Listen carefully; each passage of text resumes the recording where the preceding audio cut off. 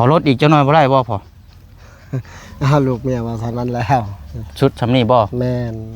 แต่ให้เติมแต่ข้อว่า12 คูณ 15ก็ให้อยู่แต่เงินสำนั้นล่ะลูกหรือว่าเอา16 คูณ 12ใช้ไปยังใช่เนาะ16อย่าดินมันบ่เทิงเด้ฮะดึงจากดินน้องอ่อนนี่ดึงเอาทางใดทางยาวทางใดทางกว้างหนายาวนี่ขึ้นไปพี่แล้วเพิ่นยาวพี่เอากวงมาพี่ไปแต่ซื้อหลักใช้เลยนี่ยันอันนี้แม่นบ่บ่เสียออกนี่เอาลักซื้อลักก็ทางนี้ก็ลักมันลักกับไม้ได้4ลักก็ได้เฮาดึงขึ้นไปพี่เนาะแม่นคือเพิ่นสิว่ากับมาเบิ่งน้ำกันเบิดนั่นแหละเนาะแม่นโอ้เอาซะเนาะแต่เฮากับลูกกับเจืองก็บ่ได้จังนั้นบัดว่าเอ้าบัดมือซื้อคือบ่มาบอกค่อยสิว่าเนาะมันสิยากอีกเนาะพ่อเนาะเฮ็ดแบบมันง่ายๆนะ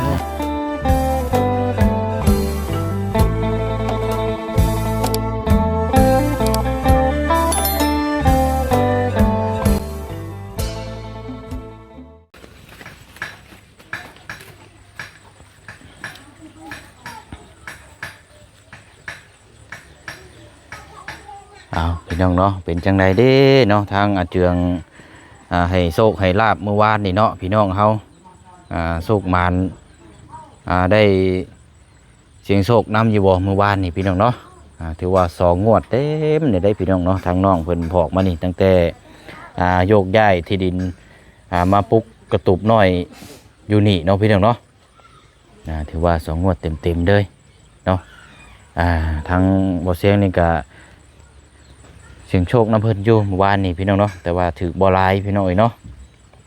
เพราะว่าเขากับโบแมนคนมักเล่นเพราะว่านั่นนะพี่น้องเนาะถ้าผู้ใดมักเล่นเนี่ยก็โอ้ยพี่น้องเนาะสงสีหลายเติบอยู่เนาะเอาก็ถือว่ามาต่อกันอีกมื้อนี้กับพี่น้องเนาะสำหรับทางเขตของทางอาเจืองเนาะช่วงบ่าย 2 บ่าย 3ก็สิเดินทางกลับบ้านก่อนขึ้นมารอบนี้กับพี่น้องเนาะหลังจากลงคลิปไปแล้วเนาะหลังจากเฮาได้ไปเบิ่งที่ดินที่ทางพี่น้องก็เห็นดีน้ำลาย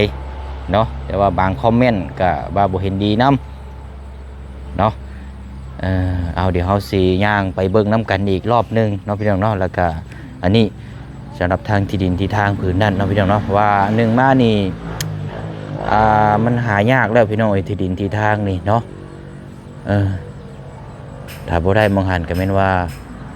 จักสิหาหม่องใดแล้วบัดนี้พี่น้องเนาะเดี๋ยวเขาย่างไปเบิ่งน้ำกันอีกเมื่อวานนี้ภาพฝนตกแล้วก็บวกกับมันคำมันมืดแน่เมื่อวานนี้พี่น้อยเนาะ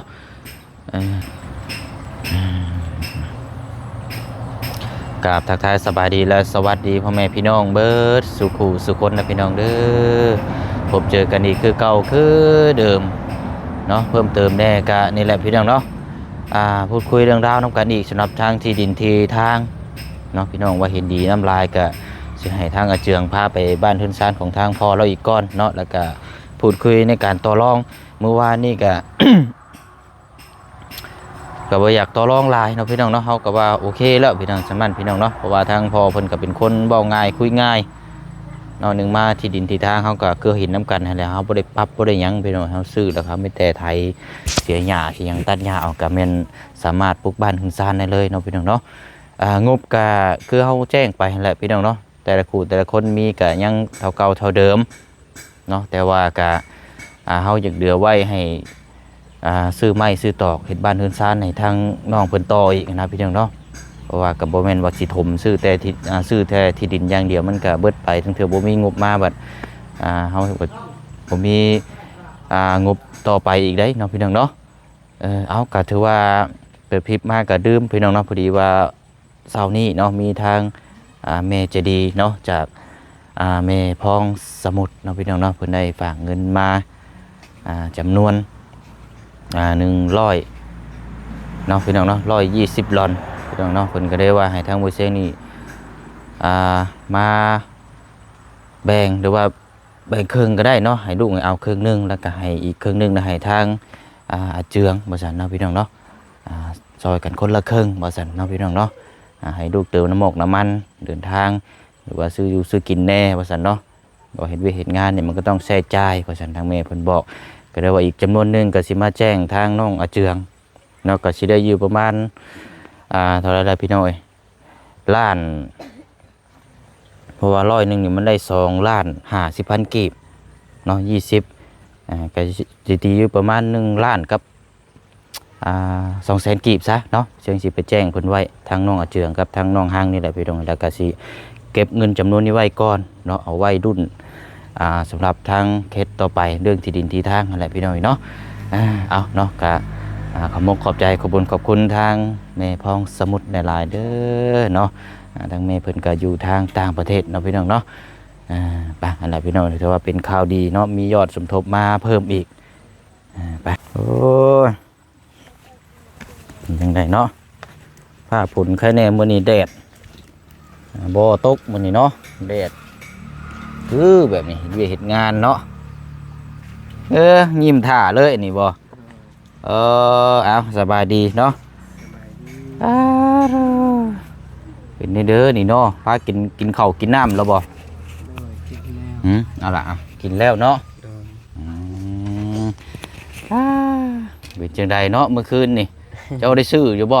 ได้ชื่ออยู่ถืออยู่เนาะโดย2 งวดได้ไล่เรากับพี่น้องเนาะบ่ย้ายซะเป็นหยังเนาะโดยอยู่นี่เด้อซะเป็นหยังเนาะมาในพี่น้องอยู่นี่เนาะที่ดินอยู่นี่แต่เสียอย่างเดียวเนาะพี่น้องเพิ่นก็ว่าน้ำมันท่วมพี่น้องเอ้ย2 งวดเดือนติดได้ละบาทนี่เนาะโอ้ยเอาขอโชคขอลาบนำเนาะทางอาเจืองเพิ่นยังได้สะฟันต่ออีกบ่เมื่อคืนนี่ล่ะบ่ได้ฟันเด้อบ่โดยเอานั่นแหละเปอร์เซ็นต์ก็ถึกอยู่แต่ถึกบ่หลายถึก 10,000ว่าบ่ค่อยมักคนบ่ค่อยมักซื้อเลขปานใดนะนั่นคือคนมักซื้อเลขเนี่ยก็สิโยบ่เว้าได้เนาะผู้คนมักเล่นเลขแน่นี่แต่ว่าเฮาบัดดินพอดุนน้ำกันซื้อเอาอะไรกันถามโชคถามลาบพี่น้อยทางพอเราอยู่บ่ที่ดินอยู่พุ่นอยู่เดี๋ยวเราไปพูดอีกจังหน่อยก่อนก็ได้เนาะเดี๋ยวย่างไปพูดก่อนแล้วก็จังเบิ่งน้ำกันเพราะว่ามื้อนี้ช่วงแต่ว่าบ่เชียงยังบ่ทันได้กลับหรอกยังสิเข้ามาอีกเทื่อนึงอยู่แต่ว่า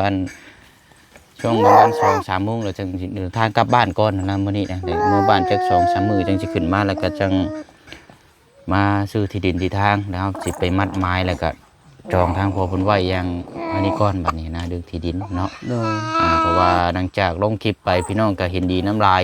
เนาะเพิ่นก็ว่าอยู่หันโอเคแล้วบัดนี้นะมันก็งามแล้วก็นึงมามันก็ติดหมู่บ้านแน่ติดเทือนติดชานหมู่คูมันก็ปลอดภัย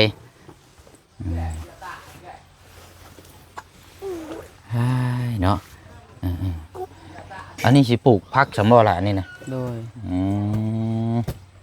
ดีแล้วเนาะนี่แหละสวนผักสวนหญ้ามีอยู่มีกิน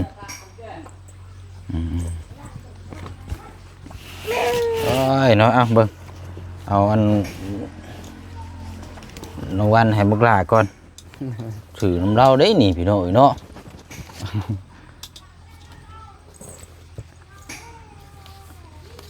ถือโบราณพี่น้อยบ่แม่นคนมักเล่นเนาะกันสิว่าแต่คนมักเล่นในกระสิถือแน่อยู่แล้วก็สิลายอยู่แล้วว้ายอังก็หนาวบอกลุงมาอีกเด้อดูเด้อ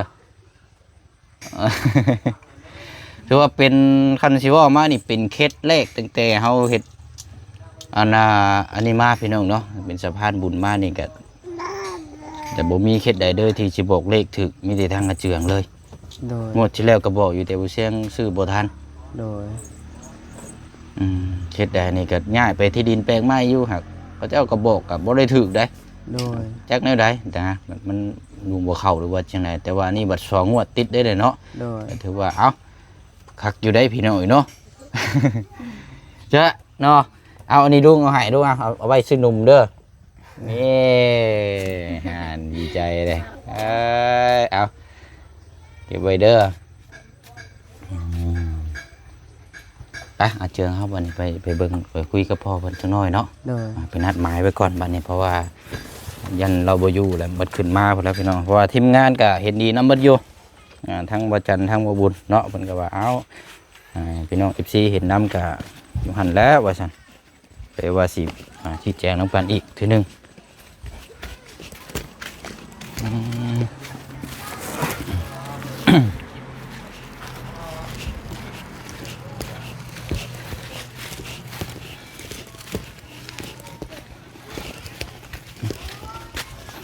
หลังจากไปกินข้าวกินน้ำมาเดี๋ยวจังสิมาหาอ้ายแล้วอีกทีหนึงพี่น้องนะ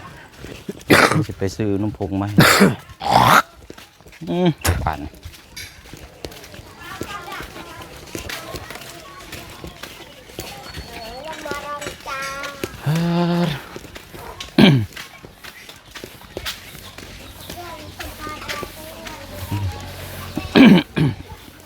มาคอนี่ได้ปั่นนี่เด้เนาะยางมากระโพเห็นเดี๋ยวได้บกไก่ปานใด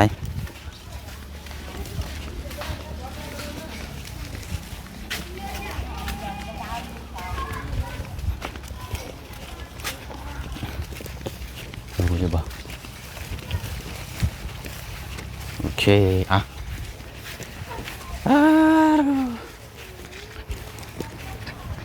ยังไงเนาะเอาเราลงมาพี่จุ๊บ ใช่ที่ไหน เอามาหาอีกรอบหนึ่งนะพอเด้อมาแจ้งบอกอีกก่อนเมื่อวานนี่มันมืดโพดเนาะแต่ก็มันฝ้าวแน่ยุงกระลายเมื่อวานนี่บวกกับผ้าฝนตกไปเอาย่างไปพุ่นก่อนก็ได้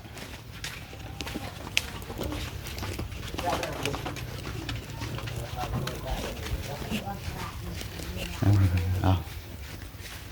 ลงไปพุ่นโซนนี่เราลูกชายเราเอาไว้ปลูกเฮือนอยู่นี่เนาะไปย่างไปเบิ่งพุ่นอีกก่อนก็ได้รอบหนึ่ง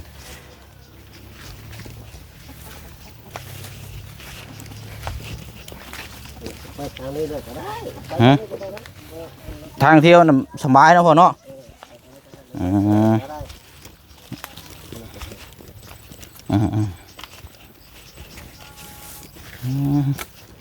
เอานี่แหละเนาะนี่แหละโซนแถวนี้แหละเนาะนี่พี่น้องเบิ่งน้ำกันอีกเท่านึงเพราะว่าเมื่อวานนี้มันมืดโพดอันนี้แหละนี่อ้อมไปนี้เนาะอ้อมไปนี้มานี่ย่างไปห่มพุ่นก่อนก็ได้จักหน่อยเอาลงไปพุ่นซีเมนต์สวนน้องอ้อนอันน่ะเนาะตะไคร่นะ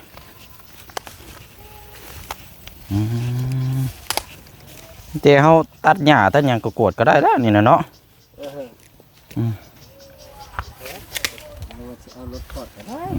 พอดต่ำพอนให้มันนั่นเลยเนาะกดลงคุมเลยก็ได้ดูเอาเจอมาพี่ก็ได้นี่แหละนางอ่อนอันนี้ละหลักเนี่ยเขาหมายมันมีหลักอ๋อรักหันบ่อของน้องอ่อนดึงไปพุ่นเนาะอันเชื่อว่าก็ดีติดของทั้งน้องอ่อนด้วยนะไอ้เนาะ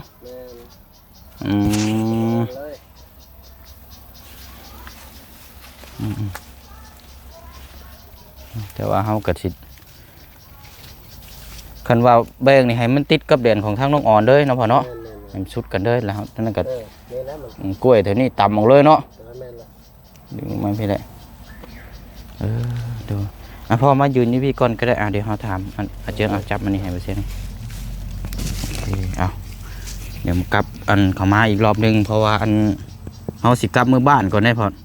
เพราะว่าเขาขึ้นมาหลายมือเลยมีแต่ว่าเขาสิมาแจ้งบอกทางพ่อเนาะ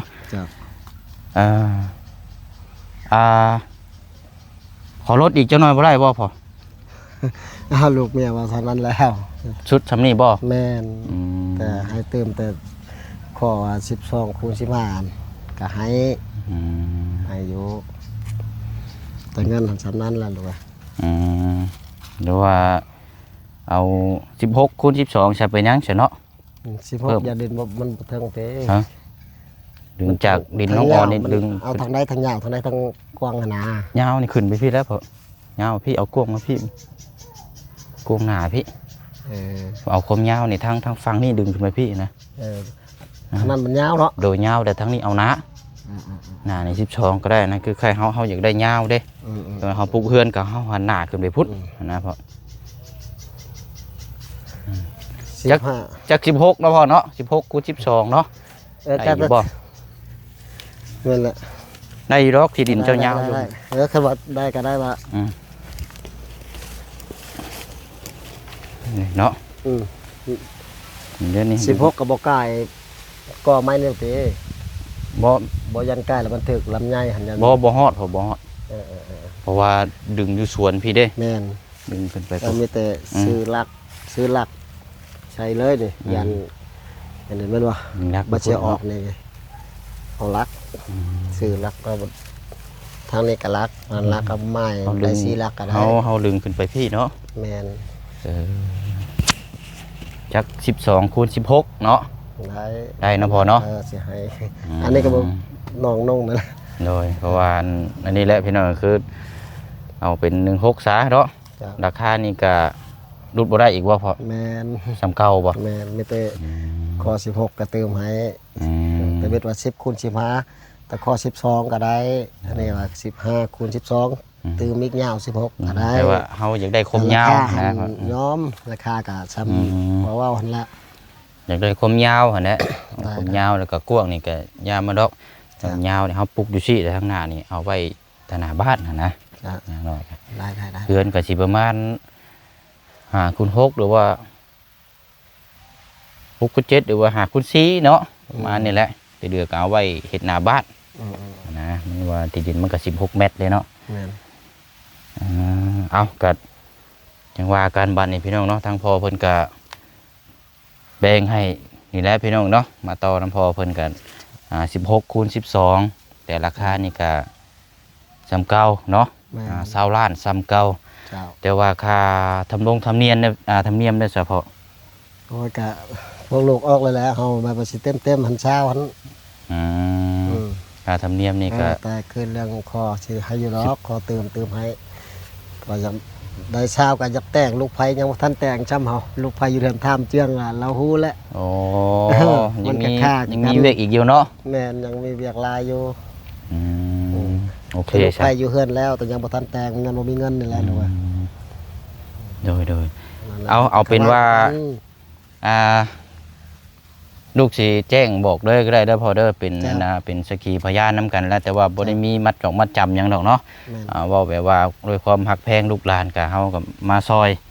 ทางอาเจืองหรือว่าหลายเคสเลยในบ้านนี่เนาะ แม่น พอดีว่าเฮาสิกลับเมื่อบ้านก่อนอะไรประมาณจัก3 มื้อ จ้ะ เดี๋ยวเฮาสิเดินทางขึ้นมาเนี่ยก็มาซื้อเด้อเด้อพอเด้อ จ้ะ เพราะว่าที่ดินนี่เฮาต้องเบิ่งนํกันหลายคนเพราะว่าทีมงานที่เพิ่นมีเงินนำสมทบเพิ่นก็เมื่อบ้านนี่นะ บัดนี้ก็เลยว่าต้องรอกันมานํกันหลายคน จ้ะ เนาะ จ้ะ นั่นแหละพี่น้อยก็มาพูดมาคุยกับทางถ้าพ่อเพิ่นนํกันอีกเทื่อนึงเพราะว่าสิได้ปกลงปลงใจ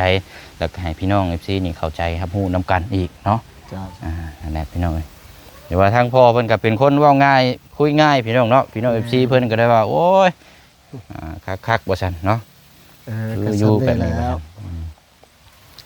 ที่ดินก็นี่แหละเนาะเอาฟอร์ดมาถูไทยๆเล็กๆน้อย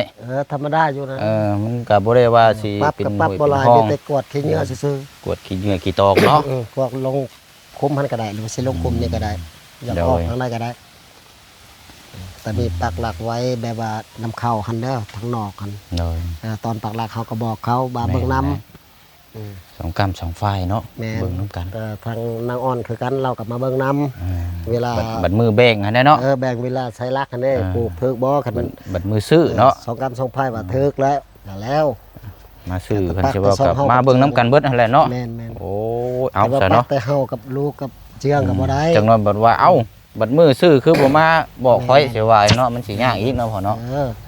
เฮ็ดแบบมันง่ายๆนะ แม่นๆพ่อ ทางนี้จะบ่เป็นหยังทางนี้จะพอเอง ทางนี้น่ะทางเจ้าเคลียร์เองทางนี้เนาะบ่ยากดอกเนาะ ทางนี้กับทางนี้นะ อันที่ว่าก็สองส่วนเนาะบัดมือ แม่น ซื้อนะเฮาจังมาเบิ่งน้ำกัน จ้ะ เอานัดเพิ่นมาเบิ่ง จ้ะ อืมโดย บอกเขาเบิ่งน้ เออ ำเราก็ว่าเห็นดีแม่นแล้วคราวนี้แล้วก็ใส่หลักเลย โดย ทางนี้คือกันนางอ่อนนี่คือกัน อืม นี่ โอ แต่ เค เอา เนาะ นั้นเขาสิบอกเขาอยู่เฮือนมือใดเนาะ บัดนี้ตามที่นัดหมายเฮาเมื่อว่านก่อนเพราะว่าขึ้นมาหลายมื้อหลายวันเลยและขึ้นมารอบนี้ก็แม่นอันนี้เลยบัดนี้พี่น้องเฮาคุยกับพ่อเพิ่นอนุมัติเรียบร้อยเลยเนาะ แม่นล่ะ เพราะว่าเงินสมทบนี่อยู่กับทางทีมงานเนี่ยทั้งบ่จันทร์ทั้งบ่บุญแน่ เพราะว่าต้องสมทบร่วมช่วยกันอะไรพี่น้องเนาะมันคือว่าอยู่น้ำบ่เชียงนี่ก็มีครบอยู่แต่ว่าก็ ผู้ที่ผู้ใหญ่เพิ่นอยากซอยก็คือร่วมด้วยช่วยกันนั่นแหละพี่น้องเดือจังหันเฮาก็จังซื้อไม้ซื้อตอกไม้เฮ็ดเฮือนเฮ็ดซานให้เราเนาะว่าสิจังใดก็จังติดตามเบิ่งนํกันอีกเทื่อนึงเนาะเอามีแต่ว่าลูกมาแจ้งประมาณนี้เด้อพ่อเด้อ จ้า นี่เป็นสักขีพยานนํกันอีกประมาณ 2-3 มื้อลูกขึ้นมาแล้วก็มันชื่อเด้อพ่อเด้อ จ้า เอาเฮาสิได้เดินทางก่อนได้บัดนี้เนาะ ได้ เด้อเอาขอบใจหลายๆพ่อเด้อ จ้า เด้อ อยู่เฮือนพอดีเด้อเจ้าก่อนเนาะโอเคไปหั่นแหละพี่น้องที่ดินกันงามนี่แหละเนาะอันนี้ติดของทางน้องอ้อนนี่อันนี้เห็นตะคงตะข่ายนี่ก็คือทางพอเพิ่นว่าอะไรพี่น้องเนาะกะมือเฮาซื้อเฮาก็ต้องนัดมา2ฝ่ายเพื่อมาเบิ่งนํกันเนาะก็ครับฮู้นํกันแล้วพี่น้องเนาะน้ำเขาก็ปล่อยออกทางนั้นเขาพุดเป็นคุ้มแล้วไปปล่อยออกทางลุ่มหน่อยได้เขาปล่อยทางนี้บุกคนอยู่วันหน้าเขาให้ออกเนี่ยพุดปล่อยทางน้ำผ่านลงไปห้วยนี่ก็ได้เนาะให้มันแห้งน้ำลงทางนี้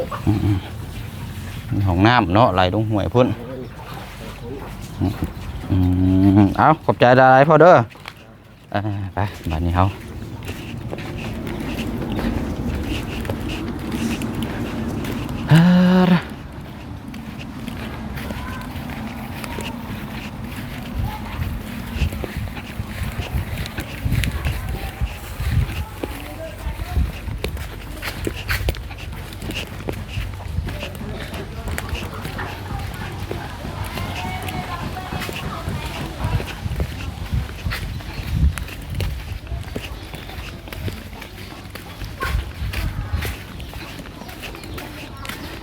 ดูน้ำกันบ้านนี้พี่น้องเนาะ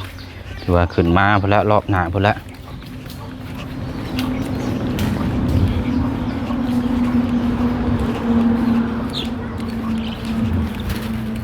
โอเคชาเชื้อยืนนี่ก่อนก็ได้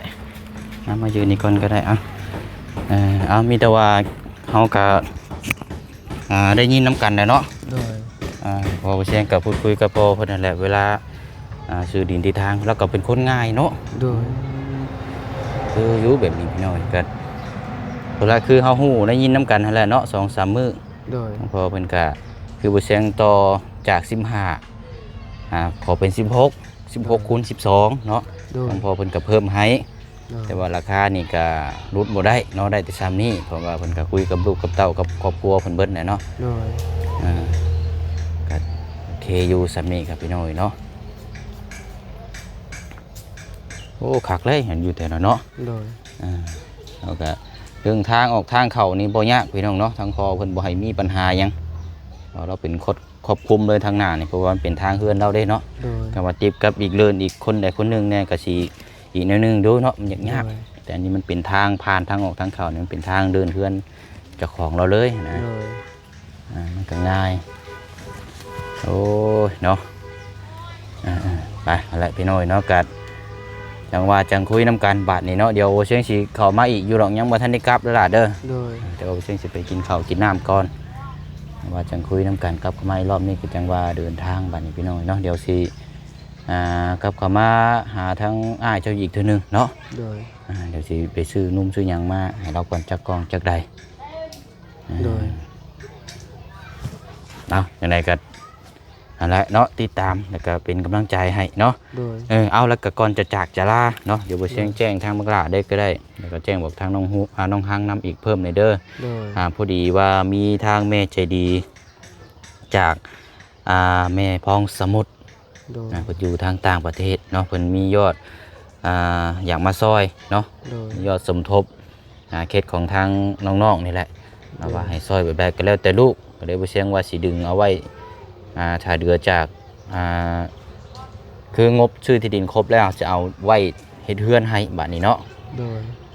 ทางแม่เพิ่นฝากมานี่ว่าเพิ่นให้แบ่งใส่กับทางโมเชียงนำคนเพิ่นสิเว้ากับหาร2นั่นแหละเนาะ1 ล้านกับ200,000 กีบแล้วล่ะเด้อเอาอันนี้ทางแม่เพิ่นมาสดซอยน้ำเนาะเอามีแต่ว่าฝากขอบมกขอบใจทางอวยพรอวยชัยให้ทางแม่เพิ่นได้ล่ะเด้อแม่พองสมุทรเนาะแม่พองสมุทรโดย ขอบใจหลายเด้อแม่พองสมุทรให้อยู่ดีมีแหงความเจ็บบ่อยใดความไข้บ่อยมีให้อายุมันขวัญยืนให้เย็นเป็นสุขหาเงินคำให้ได้สาธุ โดยเอาอะไรพี่น้องเอาโอเคบัดนี้เนาะเดี๋ยวจังบ่เชียงสิเข้าไปหาอีกเด้อแล้วก็สิได้นั่งกับทั้งอ้ายเจ้าสองคนเนาะ โดย เอาสบายดีจังล่ะ สบายดี โอเคเอาไม้มาก่อนก็ได้แป๊บไปแล้วก่อนก็ได้